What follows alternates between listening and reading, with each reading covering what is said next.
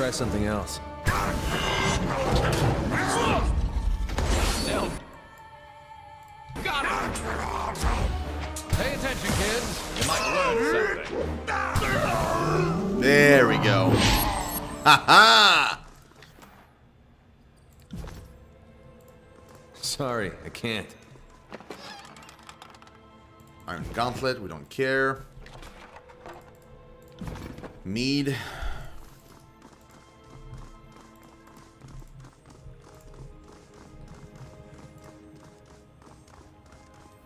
Before we go further, let's level him up.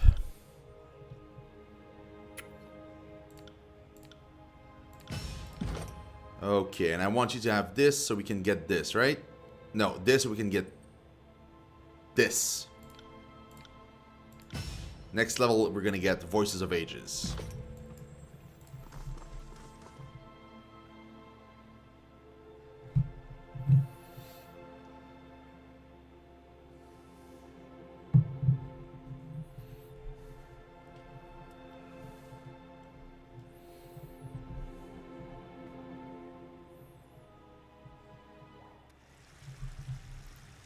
Oh, look at that. There's an actual town in here. How many people are hiding in these old walls? Should we take bets on brave or stupid? My rings are on stupid. Outsiders, run! No, I'm not against you guys.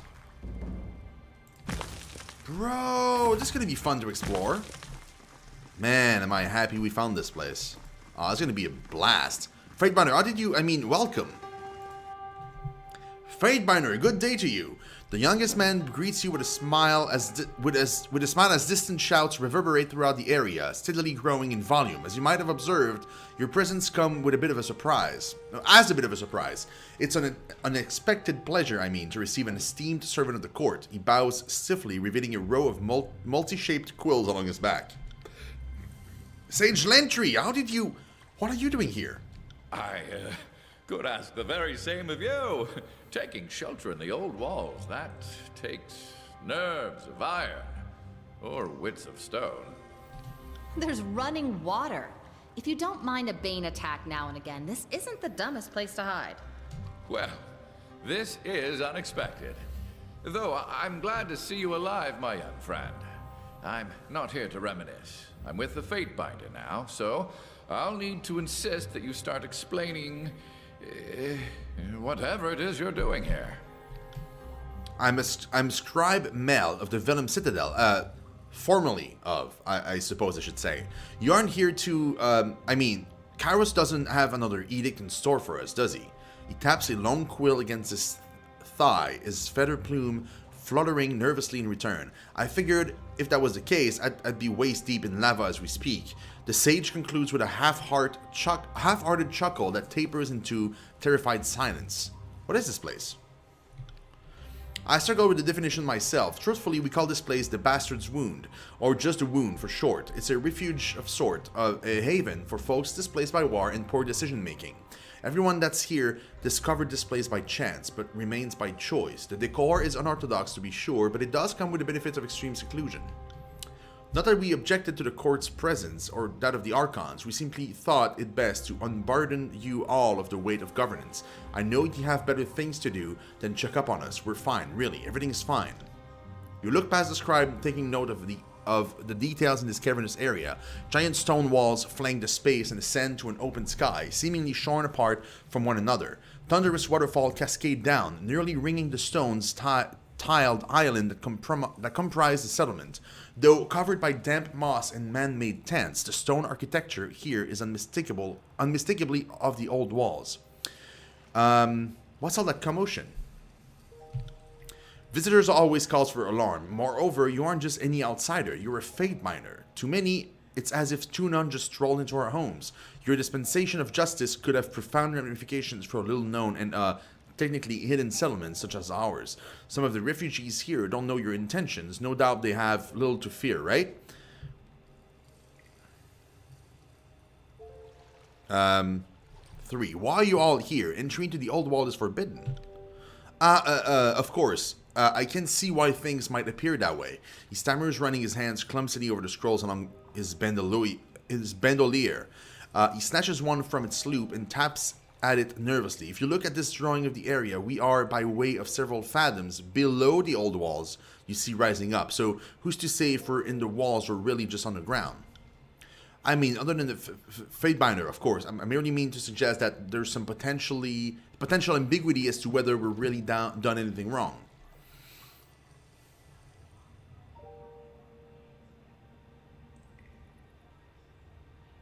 Examine the parchment. Sketched upon the crumbled parchment is a cross-section of what appears to be old walls running through the mountainous region of the Bastard Tier. If this map is accurate, these old walls run almost entirely under the mountain. The upper reaches of these old walls are just a few stories above the valley floor. Judging from the map, the old walls slope upward as it travels north and slopes downward as it heads south.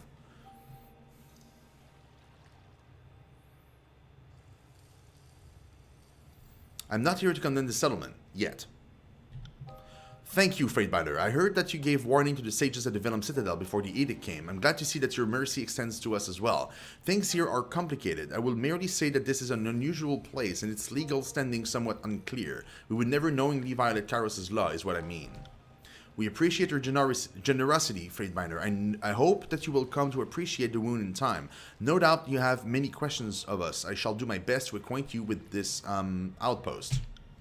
Is there anything I can help you with? I have a question about the wound and its history. The analysis and creation of historical document was one of my chief areas of focus at the Citadel, and I've had enough time to acquaint myself with the particulars of this place, so I suppose I'm the person to ask. What would you like to know? How did everyone get here? This place was discovered 3 years ago by braver and more adventurous souls than Master Lexime and I. We're relative newcomers, going on about a year at this point. When Cairn smashed Rostrum Vorus Manor, his supporters fled into the cracked mountainside and discovered this place. At the time, life here with the Bane sounded better than life at war with the Archons. From there, the settlement grew in spurts. We are far off the beaten path, so visitors are rare, but the few we've gotten have often made this place home. Not every encounter with the outside has been positive. When some disfavored found us, things got ugly fast, but the bloodshed was limited and the survivors joined us in the end, if a bit reluctantly. What do you know about this place? Remarkable place, is it not? He stretches his arm apart, looking around for emphasis. We've no idea how old this corner of the old walls appears to be, but a tunnel leading into it came into being a few years ago. Cairn's fury was unleashed in the battle on the top side, and whatever powers he used split under the mountain and fractures these old walls. He pointed upwards past the crashing waterfalls and towards the exposed sky. The divided walls flare outwards. A giant maw stretched towards the firmament, cracked the whole damn old wall in half, and now sunlight and water are here for the first time since ever. Makes me wonder if there are other old walls like this are hidden from view to those of us just walking the surface. How did you survive in this place? What do you eat? I was legitimately curious about that too. We've got enough sunlight to cultivate crops in the upper level. Cabbage, grass root, radishes, mushrooms even. The biggest challenge here is drinking water, despite appearances. He leans forward while speaking, his tone energetic. It's a rather interesting phenomenon, actually. Something in the old wall environment leaches into the water and corrupts it, producing a most curious disease in the afflicted. There's no fever or chills, bleeding, vomiting, or what have you, but you will waste away over time, as if one were starving. Tidecaster Wagstaff devised a method to magically treat the water, rendering it safe to consume, and with curative properties for those already sick. This solution is a bit slow at making large amounts, but fortunately Jaspus constructed some stone aquifers. Water poured into these aquifers will drain a few hours later and emerge purified. Between their contributions, we're able to make the wounds a proper home, so long as the two keep their squabbling to a minimum. Do the Bane not threaten you? Also, another Tidecaster? What? He nods absent-mindedly, rubbing the dried ink between his fingers. Yes, of course, but we have a system for that. You've met our greeting party in the caves, I take it. Incidentally, what happened to... He shakes his head, dismissing the thought. It doesn't matter. The point is that we have a contingent of beastmen with us, and they've adapted exceedingly well to the old walls and show little fear of the abominations. They've been perfectly eager to dig their claws into any that come our way, and it's surprising that even works, by the way, but who am I to argue? At any rate, they keep the entry points to the wound clear and seem content to keep doing so. In fact, I dare say some of them have come to love hunting the Bane, or just have a death wish, and that's why they volunteer for patrol day after day. Okay, we'll speak of something else. What do you do here? What don't I do? Someone has to inventory the supplies, take census, ledger trades. It's all pretty unexciting, I assure you. I happen to like playing steward. Balancing numbers is easy for me, and I have far more responsibilities than I ever did as a mere scribe at the Citadel. Aren't you a bit young for a sage?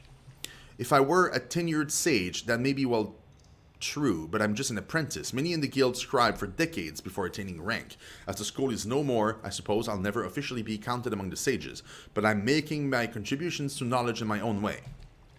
My master thinks similarly, though I think the loss of the school means more to her. I had a few years to know the other sages, she had a few decades. Where's your master? Master Lexime is sadly not among us. She vanished into the lower levels some time ago. She wasn't herself. He furrows his brow, visibly distressed. Life here is rather complicated, and the old walls bless us with numerous mysteries. One of those is unending sleeplessness, an affliction that drove her mad. Manic, thank you so much for that, host. Do appreciate it. Thank you very, very much for that.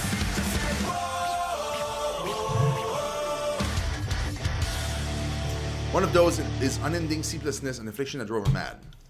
Lexime, she's alive, so she survived the Edict of Fire. Lentry's eyes widen with surprise, and you hear the clinking of vials as his entire body trembles.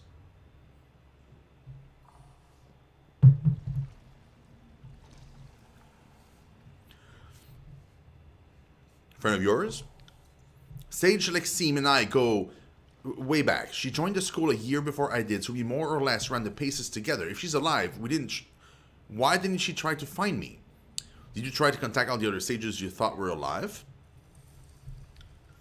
Right. We try not to cloud the skies with missive birds. That would just give the enemy something to follow. Like me, she probably tried to avoid detection, not light a signal fire. Were you two rivals or friends? Both? We were chroniclers, so there was competitions of sort, but I think I'm allowed to say we got along well enough. Not that many of my friendships survived my politics. I was in favor of surrendering to the school to Kairos, hardly a popular outlook.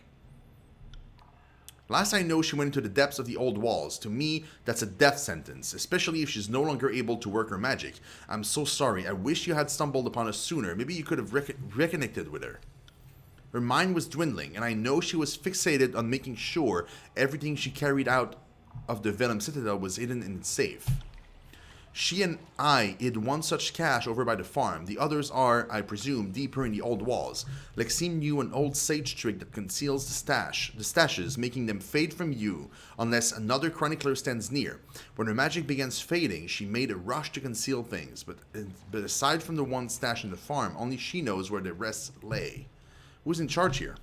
Unfortunately, that's a matter of debate at the moment. For a while, two men in particular led the settlement. Tidecaster Wagstaff, who has been here the longest, and Forge-bound Master Jaspos. They made it possible to survive here, but rarely see things eye to eye. Were the conditions here not so fragile, I'm certain they would have come to blows ages ago. Wait a second, Tidecaster Wagstaff? Is that what you said? You mentioned him twice now. Yes, the sage pauses to give Heb a head to look and nods with a knowing smile. I believe Wagstaff will be most amused to see another Tidecaster. He's been here as long as any. Most of the folk here credit him with making this whole place possible. Oh, I'm sure this will be amusing.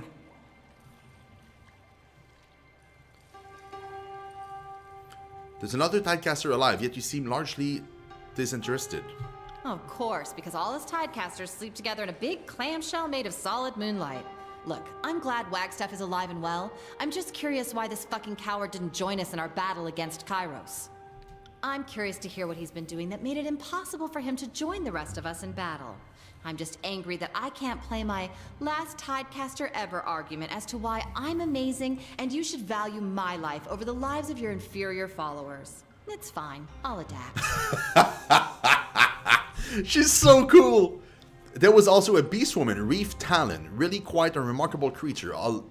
Actually, she held this place together and kept tempers at bay until fairly recently. She was as worthy a leader as we've seen in the Wound, but she's no longer with us, so the bickering between Jaspos and Wagstaff continues. Tell me about Jaspos. Look for the broad-shouldered man with the booming voice. He's almost always taking out his frustration on some poor rock or boulder just there by his forge. He points northwest towards a plume of smoke rising above the surrounding walls. Jaspos and his 2 apprentices arrived sometime after Wagstaff. I think we worried he'd be a true loyalist and the men we surrendered to Kairos, but he's taken a shine to this place and is trying to create his own little corner of Tyranny. I think he likes the seclusion and being surrounded by a variety of rock types. He built most of the bridges you see here, some cistern to filter water, and he's a one-man work crew, and he knows it, unfortunately. He has more than a few supporters, particularly since he created those purifying aquifers. The water here causes illness, and without this help, most of us wouldn't have enough clean water to drink. I'd like to know more about Wagstaff. He chuckles, his lips pressed together in a slight knowing smile. Prickly old fellow, Wagstaff, one of the last tidecasters in the tiers, I believe. His eyes widen in sudden realization. His kind were enemies to Kairos, true, but I'm certain he has no personal designs against the Overlord, Fademinder. Had you told me another caster is lurking in the tiers, Wagstaff wouldn't have been my first guess, but I'm not wholly surprised either. He insisted the Exodus was a foolish, cowardly plan. At least he's sticking to his conviction on this matter. He's not one for pleasantries or charisma of any sorts, but he is a master of his craft. He was the first to treat the toxic waters in these old walls, and to date is the only cure that works. The wound would be in bad shape without him. Give him some time and you might see beyond the gruff exterior. Just note that he prefers the solitude of his pool, so don't head over there unless you're willing to suffer his glare. A beast woman was in charge, that's a bit unusual. Indeed, but Reef Talon is a most unusual beast. She's a lot more focused, patient, and sensible than all the other beasts I've ever encountered. Anyway, Reef Talon was able to recognize beasts and women into effective patrol against the Bane. With her in charge of defense, casualties dropped. No Bane ever slipped into the common area, and disputes between beasts all but disappeared. At a certain point, it seemed foolish not to have her in charge. We've had a few beastmen wander into our refuge, and I don't know how or why, but life here changes them. I don't know if it's the Bane, something in the water, something about the magics of this place. After a span or two living with us, most beastmen just seem to become a bit more civilized, relaxed. Maybe speak to some of our beastmen, perhaps you'll agree. What happened to Reef Talon? Reef Talon was our bulwark against not only the Bane, but death itself. She had a mystic gift, or so we thought. Her touch brought everyone, the wounded, the sick, the dying, back from the edge, but it changed them. The curse wasn't noticeable at first, but seemingly without fail, those healed would slowly but surely stop sleeping. Oh. Uh-oh. Okay. A minor malady at first, but a cumulative one. As days and weeks go on, they lose themselves. Depression, malaise, paranoia, unending unto itself. My master Lexine was treated by Reef Talon, and in her case, she lost her ability to work magic. Between this and some dispute about whether it's proper for a beast woman to lead humans resulted in Reef Talon leaving the wound, disappearing into the depths of the old walls. Many of the sleepless followed. The sleepless that left haven't returned, so it's hard to be optimistic about any of this. That's an unusual power. Can't say I've ever heard of a beastman mystic that does such things. I regret not being a better student of beastman magic, but I concur. This is most unusual. What's stranger still, Reef Talon did not boast about being a mystic, and beasts are nothing if not boastful. I have a hypothesis, perhaps she slew so many Bane, their sickly powers have soaked into her very touch. He shrugs, letting out a long sigh. But it's just speculation. All I know for sure is scores of lives were inadvertently ruined by her healing gift, and folks here have some complicated feeling towards Reef Talon. He pauses in thought, nervously rolling a quill between his fingers. None have recovered, unfortunately. The end results appear to be inevitable. Still, I can't help but wonder if Reef Talon could have corrected this. It's a shame. You should know, Fatebinder, that there are a small number of people that have been treated by Reef Talon but haven't fully lost their grip on things. Jasper's apprentice, Aisley, for one. It is, though, just a matter of time until the worst sets in. Speak of another matter. Leave.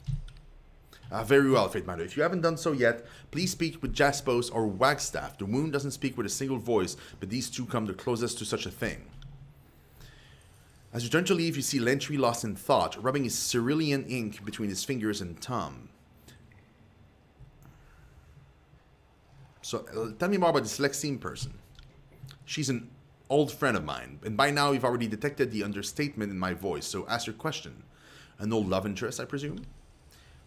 You presume correctly. We were deeply intimate for the better part of 15 years. The school gave up long ago trying to make rules against fraternization, and Well, we took full advantage of living in the modern era of the school of ink and quill, when sages could do away with furtive copulations and the foolish attempts to curb the natural inclination of scholars to rot. It was her magic I loved most. She was gifted, truly gifted. She could achieve these little accents on her spell that none of us could replicate. At first, I had nothing but envy and hate for her, but somewhere along the line it became adoration, and I just hoped to Kairos that if I rubbed up against her enough, maybe some of her talent would rub off onto me. No such luck. If you were so close, why didn't you flee the Citadel together? There was a time when we were inseparable. I learned much of my magic from her and her from me. We are each other's mentor and student. It is a very special sort of bond. But it was a relationship that I fouled through my own conviction. In the years before Kairos' conquest, I urged our school to surrender. And urged is an understatement. Rabidly advocated would be a more apt description. Lexime did not share my assessment of Kairos or my opinion on what must be done. I was in the dissenting minority and most felt I was a traitor, Lexime included. But I wasn't about to back off from my belief that surrender was the right idea. Considering what came to pass, I feel justified in my stance. While I normally adore being right about things, in this particular case, my tumescent smugness, maybe, isn't worth the friendships it all cost me. What do you make of her condition? From the sound of it, she was afflicted with sleeplessness, and by all accounts, madness would naturally follow. But if she's down in the old walls and enfeebled, she'd be easy prey for the bane. I assure you, whatever struck her, I won't let it happen to you.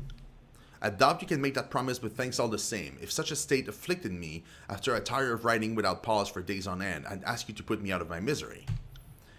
Deal. Come to think of it, you took a little off. Lentry. Quick, fall asleep at once, or I'll have to assume it's time to euthanize you. Forget it. If I become sleepless for all time, leave me at a brothel to die in the company of a less troublesome woman. So you two worked on the Chronicle together. We are but two members of a team spanning generations, but yes, we both contributed to the Chronicles. Long bouts of fieldwork and longer stretches of authoring our findings suited our temperaments.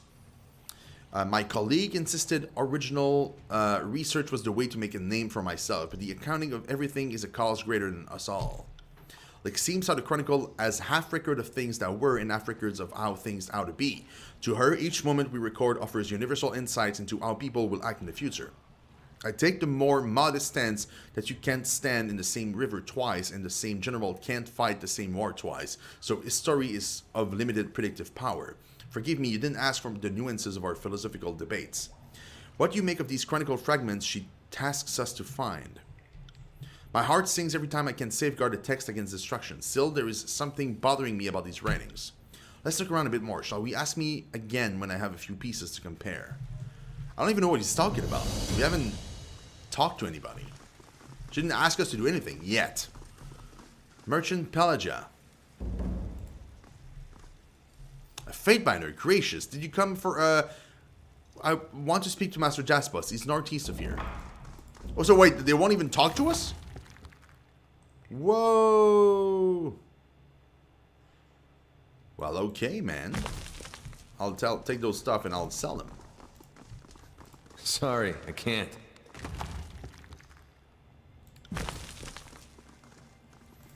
That's pretty cool.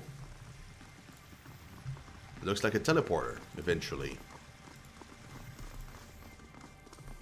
I wonder if there's a spire up top here.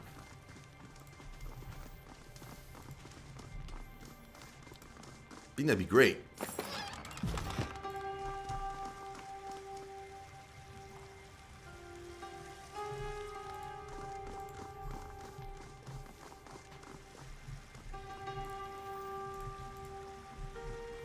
Oh, that's The Wagstaff. really vain tidecasters always have nice reflecting pools. Mine was bigger. Arranged at angles that recall the sigil of gravelight, these crystal shimmers with the collected glow of what little radiance from Terra's grave filters into these depths. Wagstaff, a bearded, weathered figure, stands by the pool's edge, eyes closed in concentration.